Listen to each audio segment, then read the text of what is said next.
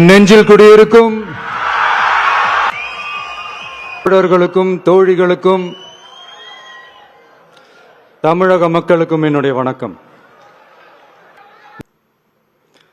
Supreme court சொன்னதோட மட்டும் இல்ல, நிஜத்திலும் இன்னைக்கு மக்களுக்கு இந்த கவர்மெண்ட் மேல இருக்கிற நம்பிக்கை மொத்தமாக மண்ணுக்குள் புதைந்து விட்டது.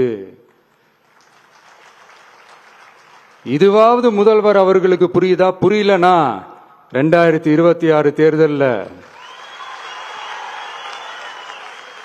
இந்த திமுக தலைமைக்கு மக்கள் இன்னும் ஆழமா அழுத்தமா புரிய வைப்பாங்க. அப்ப கூட இவங்க என்ன பண்ணுவாங்க தெரியும்ல, 5 வருஷத்துக்கு ஒரு வாட்டி பழக்க தோஷத்துல ஒரு அறிக்கை ஒண்ணு வெளியிடுவாங்களே, மக்கள் தீர்ப்புக்கு தலை வணங்குகிறோம் அப்படின்ட்டு அந்த அறிக்கையை வெளியிட்டு இப்போ அறிவாலயத்துல போய் ஓடி ஒளிஞ்சுப்பாங்க. இப்பவே ரெடி பண்ணி வச்சுக்கோங்க அந்த அறிக்கையை. எப்படி? மக்கள் தீர்ப்புக்கு தலை வணங்குகிறோம்.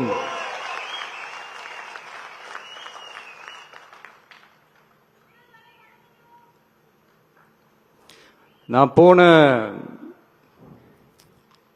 பொதுக்குழுவில் சொன்னதை தான் இங்க நான் திரும்பவும் சொல்றேன். இயற்கையும் இறைவனும் நம் தமிழக சொந்தங்களின் வடிவில் மாபெரும் மக்கள் சக்தியை நம்ம கூடவே நிற்கும் போது எம் மக்களுக்கான அரசியலை தடுப்பவர் எவர்? அதனால தோழர்களே, நமக்கு வந்திருக்கிற இந்த இடையூறு வெறும் டெம்பரவரி மட்டும்தான். எல்லாத்தையும் தகர்த்தெறிவோம், மக்களோட கை கோர்த்து நிற்போம், மக்களோட களத்துல போய் நிற்போம். நம்ம பயணத்துல தடம் மாறவே மாட்டோம். இப்பவும் சொல்றேன்,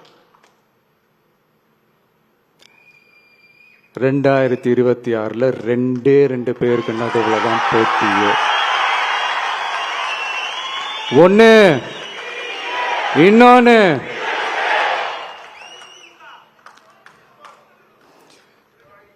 இந்த போட்டி இன்னும் ஸ்ட்ராங்கா மாறப்போகுது.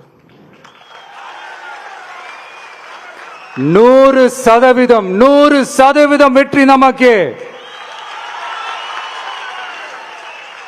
வாகை சூடுவோம், வரலாறு படைப்போம். கான்பிடண்டா இருங்க, நல்லதே நடக்கும், வெற்றி நிச்சயம். மீண்டும் சந்திக்கும் வரை நன்றி, வணக்கம்.